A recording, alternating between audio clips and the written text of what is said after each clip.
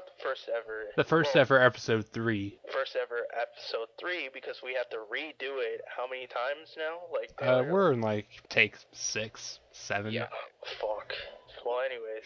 Welcome to the new episode 3. I'm also the first and last. Anyways, we got a lot of shit to talk about. So, mostly Tearing Saga related. So yeah, welcome to our also Fire Emblem Tearing, podcast. So this is probably going to be us fucking praising Kaga and why he's literally the savior of Fire Emblem, and if he was to rejoin the Fire Emblem group and kill off the current Fates team, that would be great, because I don't like the direction of Fire Emblem and where it's going. However, if Vesperia Saga does pick up and it starts and somebody picks up Kaga along the way and it becomes a console game, yeah, we'll change our group name to Vesperia Saga Network, and that would be a thing. On that tangent, I want to say something. Fuck Intelligent Systems, because they have fucked up Fire Emblem, they fucked up Paper Mario, they no longer do Famicom Wars. Also that, whatever Taylor just said, that, because I really don't, I don't research that much into intelligent systems, but at the same time, yeah, Paper Mario though, like the Thousand Year Door was probably one of the ones that actually caught my attention, in my opinion, in terms of gameplay. Every Paper Mario since, including the new one, has been a disappointment. What do you think about the one on Wii though, the Super Paper one? That game isn't relevant. Okay. I haven't played it, so I can't comment on it. I mean, it might be a good game. Okay, well, on to the topic. Let's stop talking about Paper Mario. Patrick shared this PSA Reddit post, and I find it as a great way for people to play the old Fire Emblem games, because Blazing Sword, Path of Radiance, and Radiant Dawn, Sacred Stones. Well, you can also you can get FEs 7, 8, 9, and 10 from GameStop's retro program. However, Taylor's gonna prove to you why you shouldn't buy why you shouldn't buy 9 and 10. Because GameStop's retro system is fucking piss. Alright, so the whole deal is like, you can use your if you're in America, you can go to GameStop's retro classics, online only as far as I know. And if you put in the coupon in all caps CAG16, you can get 16% off. And if you have a Power Up Pro, it brings it down 10%, so you can get 26% off games. So you can pay 16 USD for either of the GBA games and 65 USD for Path of Radiance, which is a good price even if it ends up being disc only, which is what Taylor would be getting at. Yeah, don't do that. Don't buy a disc for $85. Okay. But at the same point, it's kind of hard to trust all the eBay sellers because when they're the only ones left. See, here's my thing with like an eBay seller or like a third party like Facebook resale group, you can at least verify if it's like complete or not. With GameStop, it's a blind buy. I do understand that, but really, if you want to support Nintendo, just keyboard warrior that shit out of them, saying that you want Path of Radiance and Radiant Dawn on the 3DS or Wii U, whatever. And before HD collection for Wii U. How okay, if they I would pay good money. I'd pay good money for that. If they do that, I'd be pleased.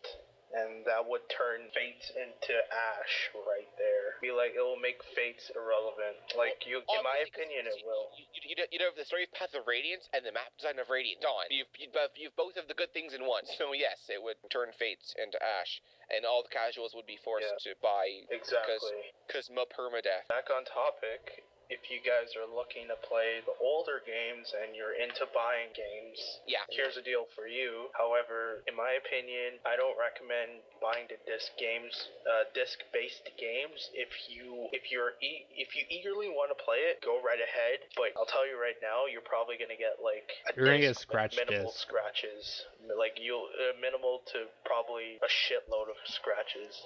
So there's that. In the end, though, if you really want to support intelligent systems, do not buy Path of Radiance and Radiant Dawn from the secondhand sellers and just pirate them. In all honesty, just wait for them to do the deed and release them and just pirate them because they won't get the money. Yeah, which is the sad truth because they're making their money off of Fates, which is a mediocre game in my opinion. The only thing I would say play Fates for is just for the multiplayer, and it's like saying play every single COD game for the multiplayer because that's what's it's good about the game. Anyways, so yeah, buy the games.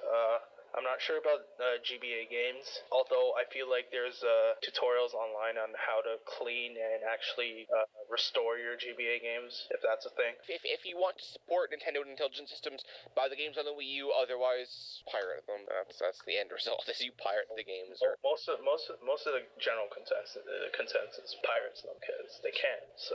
But the thing is that FE7 and 8 have an international release on the Wii U VC, and Shadow Dragon has a release on the EU VC. You see, that's the thing. Since I have 4 Game Boys and I don't know what to do with them, I'm looking into buying other Fire Emblem games. Like I'm looking into getting the bootleg version of Oh, you should get Mother 3. Blade. Yeah, that too. That's on my list. Anyways, I'm pro piracy because Nintendo and Intelligent Systems won't release the games themselves because they don't know where the money is. Yeah. Well, they do know. They do know where the money is. They think they know where the money is. It's just that they choose not to, and that's the thing that really angers me with Nintendo is because that they're really stubborn to accept the fact that there's like there is a fan base who wants to pay money for their old game, but they won't put them out, so they can't. I mean, release the Kaga games, and release them. You know, Fire Emblem is growing. Just about the Fire Emblem collection. Put out Genealogy and Thracia. I'm sure the fan translators would lend them their script and then. That's not how they would want to do it. They would want to do it themselves. So Heirs of Fate map final comes out tomorrow, aka your pay $2 to get what Revelations Endgame should have been. Wait, what? Oh, true. Yeah, so that comes out tomorrow. And you haven't played map. Okay, the map 6 or map final is literally the endgame map of Revelations, but better in every single possible way. Well, I mean, I'm playing Conquest now, so I'm playing Conquest, so I will look into that. Yes, just like you don't. And Lost in Waves, or no, it's not that. No, Heirs of Fate is a 6 map DLC pack. 6 map. Wait. Endless Dawn? No. That's map 5. Where's 6? It comes out tomorrow. You mean today? Okay, well today, because today we're 8 minutes in Friday or Thursday. Okay, well, so yeah, Lost in the Waves. I guess it's just the conclusion. It is the conclusion to the Heirs of Fate storyline. And I mean, it looks. I mean, that should have been Fates right there. Because from what I've played, like I played, I think map 1 and 2, and that's it. And I found it really interesting, in my opinion. And it's better, like it tells a better story compared to the actual fucking game, which is kind of sad when the DLC does better than the main game. It is worth your money. Also, yeah, guys, before I actually stopped playing Fates and I actually gave up on the whole game as a whole, I was doing some hacking, and I probably might make a post later on about all the hacks I had on my Fates game. It's a really ridiculous. But anyways, yeah, DLC. That map is coming out today, technically. Today, in about 12 hours approximately. I don't know when they're going to deploy it, but the price for that is $199 US. $199 US and $289 Canadian. Exactly. Or 1,500 yen if you're playing the Japanese version. True. Anyways. Yeah, in the Japanese version, you get all 6 maps, and you can't buy them separately. Just I think that's it for Fates DLC. That ends today with the last installment. And you guys probably aren't getting the Norin and Hoshin festivals because Trios is too lazy to rewrite dialogue. Wait, what? The Hoshiden Festival is the equivalent to the Scramble DLC, where it's based off of it's like child-parent conversations, and they work off the support conversations, which Trios rewrote a lot of them, which means that they have to rewrite a lot of the dialogue in the DLC, and they're lazy, so they're not going to do that for a while. Well, we still have that fan translation, right? So they can do that shit. I don't think the fan translators really want to do that.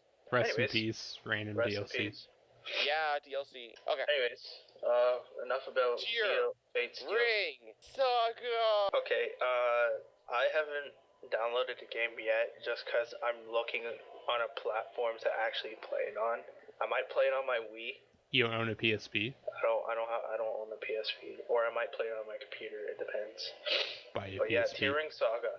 From my perspective, it looks like it looks right after Thracia and genealogy.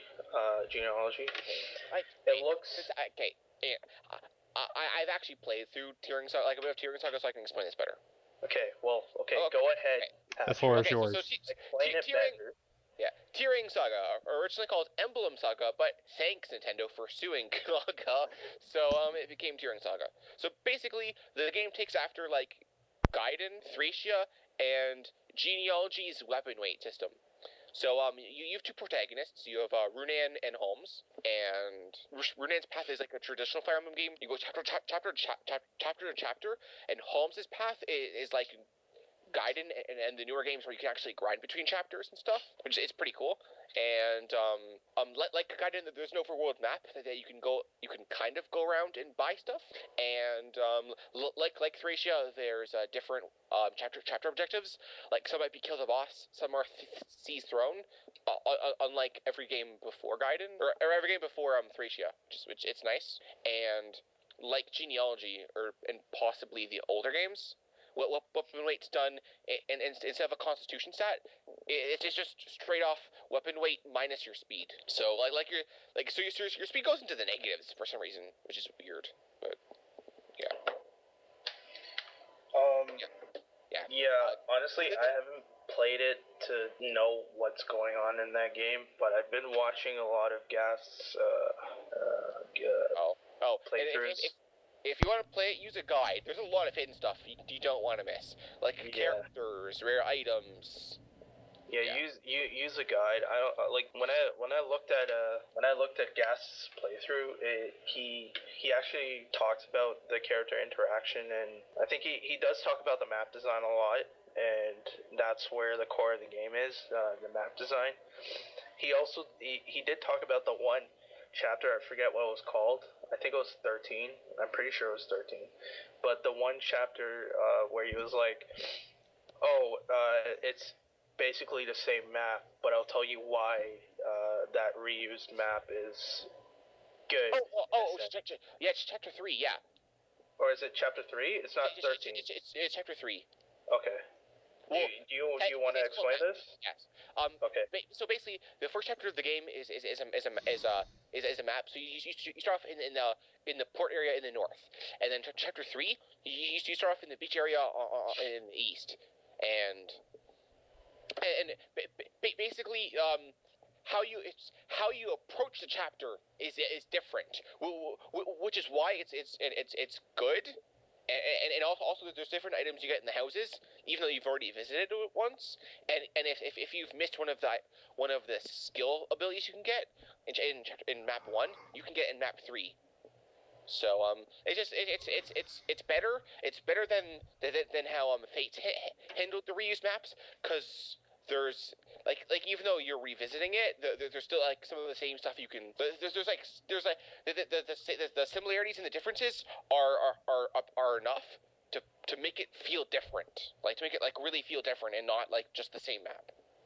Yeah, and I think that's where Kaga's charm comes in when it comes to the previous Fire Emblem games and tiering.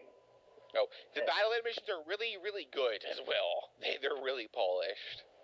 Yeah. I also wanted to talk about the aesthetic feel of Tearing Saga.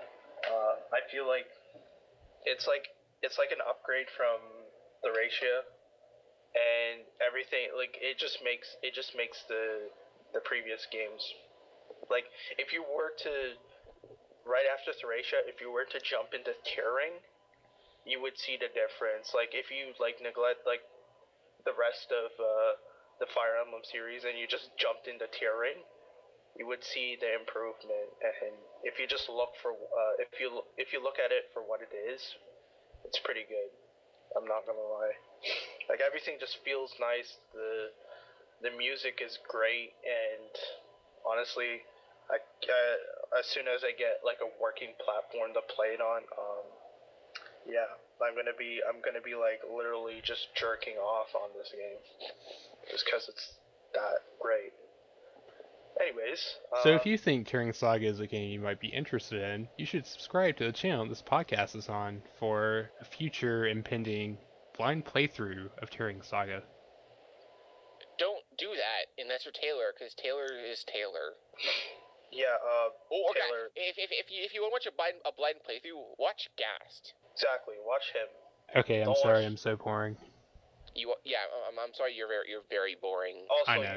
you stream games that I probably wouldn't play. Well, like, Witcher 3 looks okay. I'll say that. I'm sorry, Hitoful Boyfriend isn't your cup of tea. Wait, what? Wait, Hitoful Boyfriend's on PS4? No, I was doing the PC version before I gave up on it. Oh. Hey, you can play that Ahegao Academy or whatever it's called. Saga, okay. Oh my gosh, it's I called should. Ahegao Academy now. Okay, enough with that. Did I say talk about unrelated shit in this podcast? No. Yes. That's why we have the PlayStation one that we just launched today. If you didn't I'm know, not part of because of various reasons. Which will actually be uploading on said channel on Saturdays weekly moving forward. Yeah. Okay then, that's good. Is Tad in that one? I'm pretty sure he is. Tad, Suil, Abraham, and I. Okay, that's pretty good. I can't wait to hear Tad's voice. Anyways. He's so Asian and very English. Asian? Oh shit, does he sound like a weeb too? Yeah, kinda. Oh shit, that's disappointing. Anyways. The Asian voice. Oh great. Well, I mean, he lives in Thailand, so. He does live in. He lives in Siam, yes. Yeah. Anyways, on to that. We explained why we love. Did we explain why we love Kaga? I think we know why we love Kaga. You see, he made good games. He made good games, and he continues to make good games. Anybody who doesn't love Kaga is a mistaking Fate's casual, and you should rethink your life. Rethink your life. Which is the majority of the Fire Emblem fan base. Rethink your life. It's because their first game was Awakening, and they didn't want to play games that look 20 years old, and it's just like with the Persona fan base. Their first game was 4, so they wanted to play Innocent Sin, or it's like Final Fantasy where they started with 7, and they don't want to play Final Fantasy 2 or Final Fantasy 4. Yeah, they're like honestly, I haven't played any of the. I haven't finished number 2. But I can already tell. You haven't played Final Fantasy 2? No, Persona 2. Oh. I can honestly tell that Persona 2. In terms of story, is better than any of the Personas. Oh, it is. Hitler makes anything better. You heard it here first. Final Fantasy 2, and then my UMD broke. How do you break a UMD? I don't know, because my PSP was stupid. Okay, all you need to do is just go out and buy like a memory stick that's like really large and just pirate the shit out of it. That's it. Oh, and then my save file got corrupted for some reason. Yeah. Anyways, Yeah. So Persona 2 is pretty cool. Yes, that is true. And I have to play. If you're listening to this podcast and you haven't played Persona 2 yet, just go play it, because you're probably playing Awakening or Fates instead. And if you're not going to play an old Fire Emblem game, just play Persona 2. That is a PSP remake. It doesn't look ugly. I think. Yeah, go ahead. If you've never played Persona 2 and you're not informed on this, play Innocent Sin before Eternal Punishment. Okay, Okay, yes. Obviously, Innocent Sin is the first game. You don't want to play the sequel. Yeah, you don't want to play Eternal Punishment and be like, oh, what the fuck happened? I mean, I learned that the hard way. And that's why I mentioned it. And I was like, oh, I shut off the game right away, and I was kind of like, oh, I'm gonna play this later. Because I'm like, oh, well, I have Eternal Punishment on my PS3, might as well play it. Oh, well, you kind of need Innocent Sin to play Eternal Punishment. And yet, Innocent Sin never came out in the West until 2011. That Atlas fan base. You know what? That was a big fail. You guys should be happy that Fire Emblem today is kind of like known in the West, and you're getting the games today. Like that's the way I look at it. I mean, this could have been a series that could have been canceled. In my opinion, it wouldn't affect me at all, because really, I could, if I really. We would have still had Devil Survivor and Final Fantasy Tactics. Hey! If SMT got canceled, we might have gotten SMTF faster. Same, TBH. Yeah, we should have gotten that game. I highly doubt SMT will get canceled because it's all Japan based. Too encompassing. And they make most of their money in Japan, so. And the game did well. I mean, Apocalypse in Japan, it initially it sell less than 4, but that could have been due to the fact that it was known as Shin Megami Tensei 4 Final, and they thought it was just Shin Megami Tensei 4. I don't know. They should have just named it SMT5. Let's be real here. That would have helped sales across the board. What I found with that title, that naming for it, people thought it was like it was the final conclusion of the mainline. It was like the nail in the coffin. I was like, bro, you don't cancel mainline. If you cancel mainline, I cancel the fucking fan base. But what if they did just cancel mainline? I would give up SMT as a whole and just cry in a corner. Well, what if they cancel Persona and only make Devil Summoner games? Then I would be happy and I'd be like, fuck you. But you don't get like Soul Hackers and you don't get Devil Summoner 1, you get the Raito games. You get the Raito games! Okay, no. Here's the thing about the Raito games. The Raito games I can actually appreciate. I played through one briefly to kind of just get a gist of the system, and I'm fine with it, despite it looks really shitty. And see, that's the thing. I'm the type of person to forgive the game for being shitty and play through it, because that's how I'm able to play the older Fire Emblem games and the older Shin Megami Tensei games. I'm not, because if the gameplay can't keep up, I'm gonna drop it like a hat. Okay, well that's you, Patrick. I know. I'm really enthusiastic about the games that I play. Patrick would never want to play Deadly Premonition then. It's that game on PS4. PS3 and 360. You were close, Patrick. You were close. Hey, I was 1/3 right. Anyways, yeah, if they were to cancel Persona 4 and they gave us Raito games, I wouldn't mind it, because I would be like, yay, because now the Persona cucks can't play any more Persona games, for starters. I mean, I do like them, it's just that I hate the fan base, and I wish the fan base can just move on and play other games in the series and recognize that other games do exist. Wait, what if they cancel everything and make a sequel to SMT9? I would still be happy. Okay, on that fucking SMT9 MMO tangent, like, Imagine basically is the sequel to SMT9. Yes. And Imagine is also dead now. Yeah, so their new MMO will be like anybody was aware. Hey, Persona MMO, of course that would sell all the microtransaction monies. Honestly, I think Kaneko, the reason why he's been so silent and dark lately is probably because he's working on the new MMO, because Atlas really wants to push out an SMT MMO. Are you sure about that? Yes. Goddamn sure? Goddamn sure. I would bet my fucking Sega Saturn on it.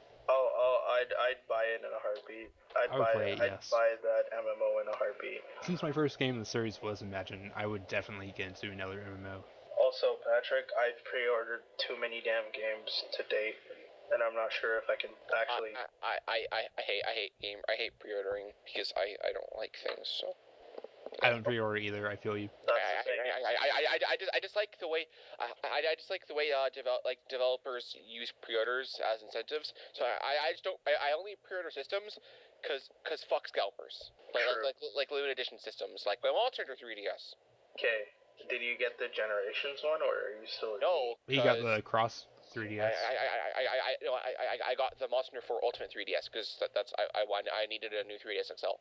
I didn't get the Generations 3DS because I was broke and I didn't really care because I still. Okay. Also, we should stop talking about off-topic shit and move on to our last topic, which is Project Naga, and then we'll call it a day. Yes. Okay. Oh wait. Are we not going to mention Vistarius Saga? Well, yeah, I guess we can lightly mention it because there isn't a whole lot of English information. There's not that much to say about it, but there is. It's Kaga's new free. It's Kaga's new free game that he's developing using an RPG Maker system. Well, it's an SRPG. It's some type of low end RPG Maker Studio type of thing that he's using. Well, more importantly, it's a new SRPG in this decade. It's coming out. I believe it's coming out August September 2016. It's going to be released completely free. How is he going to make money off that? Probably get people interested and make people pay for the second game. Add revenue and all that shit. He can make money off of that. Maybe, yeah. I don't know. He can port it to. The best thing you can do is port it to Android and get that Google AdSense money. Oh yeah. Apparently, after he releases it, from what I've heard from the grapevine, is that he hopes to eventually get an English, have an English release in the works. Okay.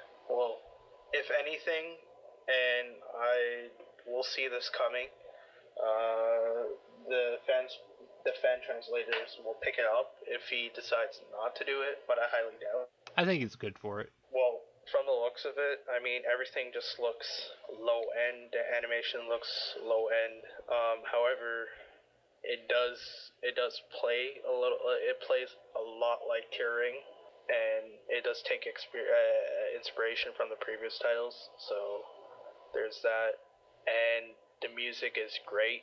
I mean, surprisingly, I would still play the game even though it looks really shitty. The music it sounds great, and that's all I can pretty much say about Vesperia so far since that 30-minute trailer dropped. And I'll be plastering that shit all over FEN. I'll tell you why, because I'll be watching that shit over and over again. I'll dissect the shit out of it and talk about it on the next podcast. But yeah, that's my little ramble on the Mysteria Saga. Okay. And I guess, do you want to move on to Project Naga and talk about? Yeah, since our last Project Naga got lost to the void. Okay. Yeah. All right. Go ahead. Okay. Project Naga is the new FE4 fan transition that open beta was released mid-May. Fixed all the big bugs in the Garnef patch, however you pronounce the old patch. The Texas and shit is it's properly wrapped this time instead of shittily. Yeah. Basically, the game looks nice. All of the text shit is nice. There's no more garbly text. The intro of the game is translated now. The game doesn't freeze on the epilogue. It's essentially a finished product. It's pretty much just tuning up on what the previous translators couldn't have done at the time, and just make it a little bit cleaner for everybody to just play. And update the script. Yes, exactly, that too. So anybody who's looking for Fire Emblem games to play, that's something to look into. So anyone, especially on FEN, who didn't realize we actually talked about this. So yeah, just Project Naga is a thing. Play it. It's good. Yeah. Yeah. So I guess we can call it a We day. call it a garbage truck on fire rolling down a hill. Because that's what we make. All right. Anyways, So yeah, that was an yeah, episode. that At the least we episode. recorded something. Okay, Hopefully. okay. I am backup record, so there should be no excuse why Taylor cannot. It's fine, fam. It's been recording. Alright. Anyways, this has been episode 3 of the Fire Emblem Network podcast. Hope you guys enjoyed it. Donate to Patreon or to Taylor's Patreon. I don't give a fuck if you do. Give us money. Okay, so he might get hard, but anyways. So what you need to do. I know a lot of people who don't support it, and that's totally fine with me. Because. Wait. Also, one more unrelated thing. One more unrelated thing. Never forget the guy who brought his copy of Melee to prom. Oh yeah, that too. Never forget that guy. Never forget him. The true soldier of our realm. Yeah, he is a true soldier. Anyways, anything else you would like to add, Taylor? Yes. So don't donate to the Patreon. Instead, watch this all the way through and let the ads play on YouTube so we can get that Google AdSense money. Oh, 10 out of 10. That's a better idea. It is a better idea. And donate to the Patreon. And donate to the Patreon and watch our streams and donate to that. Like Taylor can get equipment and then he can like record gameplay properly. Honestly, Taylor, I might just re-upload all the podcasts on my channel just because I have a bigger audience, but I might link it first and see how you grab the subs. So I will say, after John linked our SMT podcast, it jumped 70 views. Oh really? Yeah. So. Okay. Yeah, I haven't linked it yet just because I'm busy with shit. You should. So there's that. But yeah, I hope you guys enjoyed it. We'll see you in the next one. Hopefully Marcus can come on the next one. That feeling when all of our surviving episodes do not include Marcus. Oh wait, yeah, holy shit. Yeah, also, sorry, Marcus. That's the thing. That's the thing with Marcus. Marcus will play Fates, but not come on the podcast and talk about his experiences with Fates, even though it has a Europe release. To be fair, it's 4 in the morning over there at the moment. Yeah, almost. Wait. Sure. Wait. No, isn't Marcus 5 hours ahead? Okay, 5 in the morning. Almost 6 in the morning. TBH, he could wake up right now early in the morning and attend the podcast, but he decides not to. But anyways, that's fine. That's okay. And yeah, hope you guys enjoyed it once again, for saying that. Jeez. For the actual third time. Yes, I'm sorry. I can't leave you guys. You guys are too important to me. You better not leave us. You, our audience, are our Fast and Furious family. This is why I wake up in the morning. You're not friends. You're family to us. Exactly, and that's why. Ride or die. That's why the group is set on a family setting. Yes. 10 out of 10. Yep. Facebook. Yeah. All right. That has been it. One big happy family. And between the last podcast that was successfully recorded, we fit over 200 members. Yeah, congrats on our milestone. I forgot about that. Thank you guys for doing that. I'd like to thank Sammy for staying in there and putting up with our shit, and Keegan for not leaving when we meme him. Yeah, we need you. You're our hero, and this You're is our Trudeau. You are our only hope. Oh, we need it. We need to get Mangs in here too. Except I don't have him as a friend. So I don't think Mangs would want me as a friend. So I'm not gonna rip Mangs. It's okay. I love his voice, but it's I would want him here.